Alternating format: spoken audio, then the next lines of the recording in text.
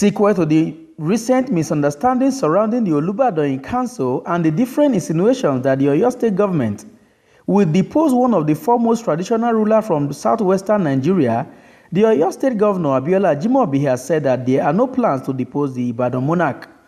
Speaking to State House Correspondent after a closed-door meeting with President Muhammadu Buhari at the Aso Presidential Villa, Ajimobi said the issues are still lingering because politicians hijacked it to score cheap political points. Olubadan is my father. He's a younger brother to my own father.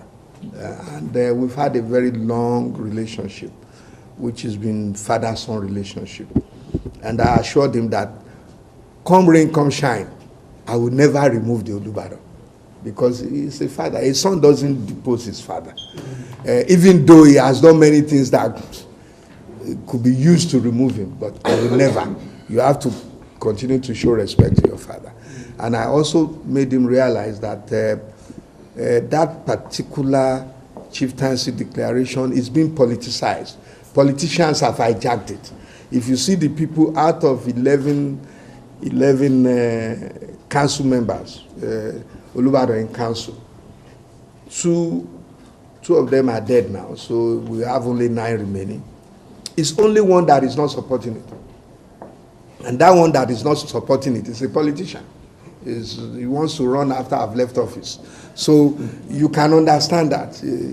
So I believe that the Olubadan chieftaincy declaration issue is being hijacked by politicians. But let's thank God now. The elders, other stakeholders, 1 million Nigerians have intervened. And I think... Speaking on other issues that came up during the meeting, the Oyo State Governor said he also briefed Mr. President on various steps he is taking to reposition the state in line with diversification policy of the government in the center, mentioning in particular the need for the state to take over the Ikere Gorge Dam, the 4th largest earth dam in the world, in order to maximize the opportunities provided by the dam. That to give him progress report on Oyo State. Oyo State, for instance, we are trying also to reposition the state socio-economically. And in this respect, I discussed with him at length on what we are doing to reposition the economy. 3, to talk about the infrastructure that we require. For instance, we have a dam in Oyo State, Ikere Gorge Dam. That dam is the 4th largest earth dam in the world, stretching almost 50 kilometers. And we felt it could provide a tripod benefits to us, i.e. in the area of irrigation, in the area of water supplies, both industrial and household drinking water. Similarly, that dam could provide us the opportunity for farming and for energy generation. So I thought Ikere Gorge Dam should be handed over to Oyo State. If not, at least we should participate through PPP in resuscitating the dam so that Oyo State can benefit from all the, if you like, the deliverables of the dam. Governor Ajimobi said he also used the medium to congratulate the president on his successful outing during the last United Nations General Assembly and his efforts in the economy and security. Meanwhile, President Muhammadu Buhari also held closed-door meeting with service chiefs, the National Security Advisor, and the Minister of Defense earlier in the day. Though the reason for the long meeting that lasted over 3 hours was not known, as they did not brief journalists after the meeting, however, it is assumed that it is one of their numerous security briefs to the president, who is the commander-in-chief of the armed forces. From Abuja, I am Festus Ejiroge Nefifen for Ben Television.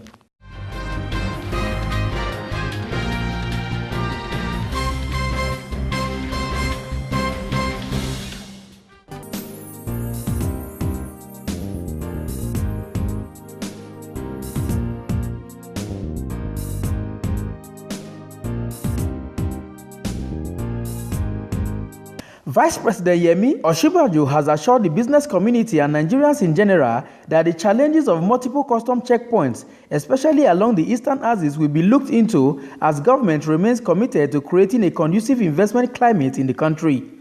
The Vice President, who gave the assurance at the plenary session of the 23rd Nigeria Economic Summit in Abuja, said there have been several reports from concerned Nigerians who describe the checkpoints as inimical to growth and development. Aside custom checkpoints challenge, Osinbajo noted that plans were afoot to dismantle all clearance bottlenecks at sea and airport borders to ensure quick facilitation. And I want to say that the administration remains focused on implementing the ERGP, and our actions thus far are just the beginning of changes required to turn the economy around. The key thing is that issues of concern raised in this forum must be systematically addressed, and we're committed to doing so. And we want to continue to work with you on some of the other lingering concerns, because we think that this forum is important not just for throwing up the issues, but also for interrogating what actions government has taken to ensure that those issues have been addressed. While acknowledging that various bureaucratic bottlenecks existed in the country, the Vice President, however, said that such institutional hurdles will be tackled as quickly as possible. On other factors affecting economic growth like poor power supply, dilapidated roads and insufficient foreign exchange for importers, the Vice President said the Buhari administration remained committed to partnering with the private sector to address the country's infrastructure shortfall. Intervention funds will continue to be made available through the Bank of Industry and the repositioned Nexim and Bank of Agriculture and the newly established Development Bank of Nigeria.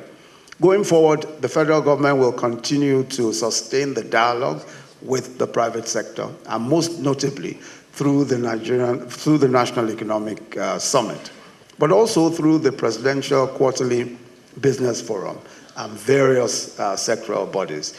We count on the continued engagement of the private sector to support the economic policies of this administration, and I certainly look forward with anticipation to receiving the outcomes of this 23rd National Economic Summit. He also spoke on food sufficiency program of the government, stressing heavy investment in the agricultural sector, which began at the inception of the Buhari administration, will be sustained. From Abuja, I am Festus Ejirogenefifen for Ben Television.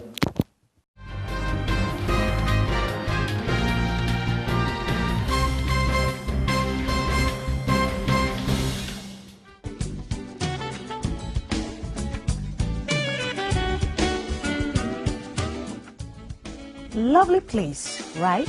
Yes. What's wrong?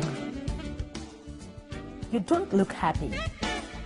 Take a look around. Why can't my hotel be like this? I knew something was wrong, but I've got solution. Solution? What? Nanet. Nanet?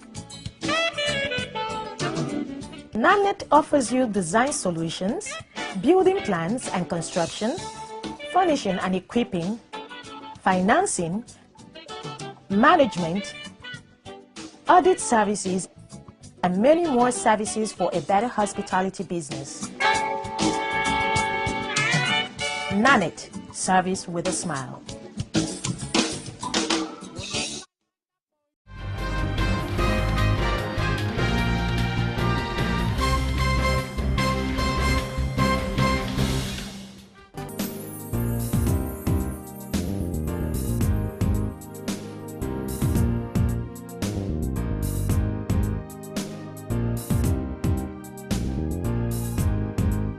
Vice Chancellor of Kwara State University, Professor Abdulrasheed Naala, has emphasized the need for government at all levels to invest in educating its citizens as a way of strengthening its education sector. Professor Abdulrasheed made this known during an exclusive interview in Ilorin, Kwara State capital.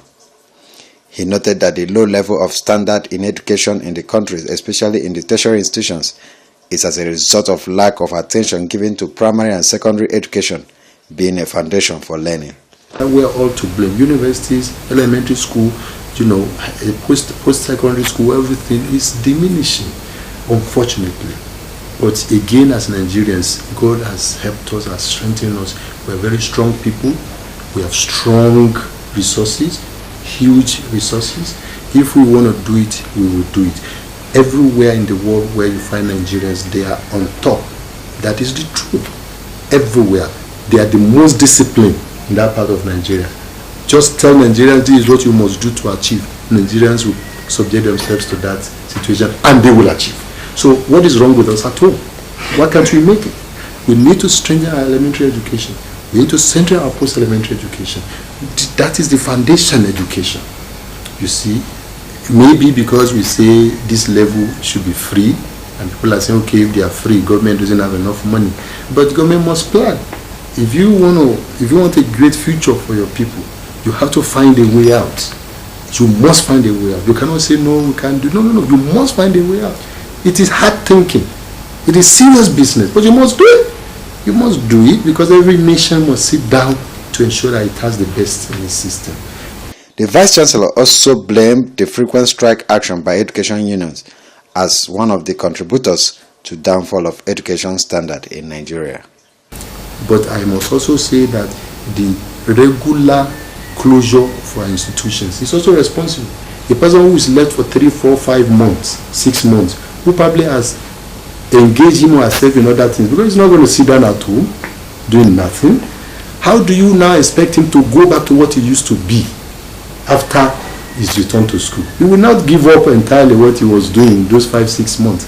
Psychologically, he will not even go back to the state he was when he had left school. And this has done so much damage to our university education. And government has failed woefully to be courageous enough to ensure that our institutions, especially tertiary institutions, keep that regular calendar. It is a thing that we must all work together with, support our system, help to make our universities great by empowering, the faculty, make sure the lecturers are strong, are not myopic, are people of the world in the true sense of university. University is universality. He advised that public institutions should collaborate with industry to enhance productivity in the university education. When you have great institutions, you have great academics, you have collaboration, between government and university system, between industry and the university system, and in any case, university is being fed by a strong elementary and post-elementary, then Nigeria will be greater than what we are today. In Abuja, LM Chukwuemeka reports.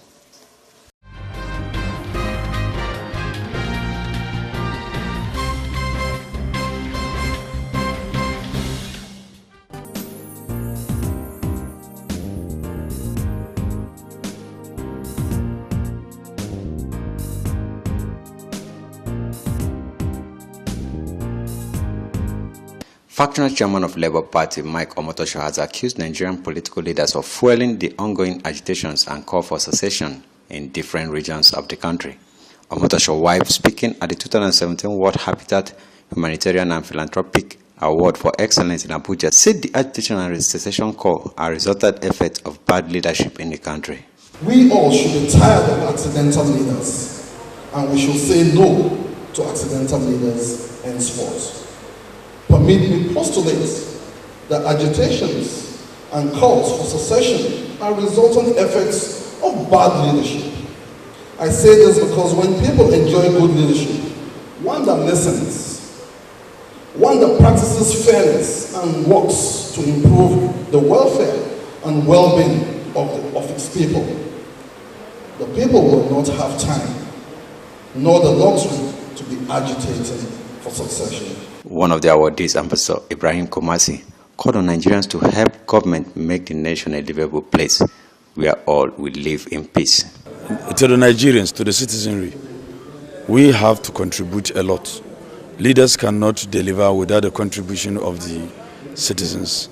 You can't be lawless and expect lawful leaders to lead you. Most of the things we can do ourselves, we wait for leaders to do. I was one of the people that took certain things that are supposed to be governmental to myself. When I was coming some times back at the airport, I saw accident. And that triggered me to make sure that all roads in Abuja are reflected. And if you go to Abuja now, around Abuja bridges, you see my handwork. So these are minor things you can do to save life. And come to think of talk of environmental sanity again. Somebody is in his car, you eat anything and throw it through the window.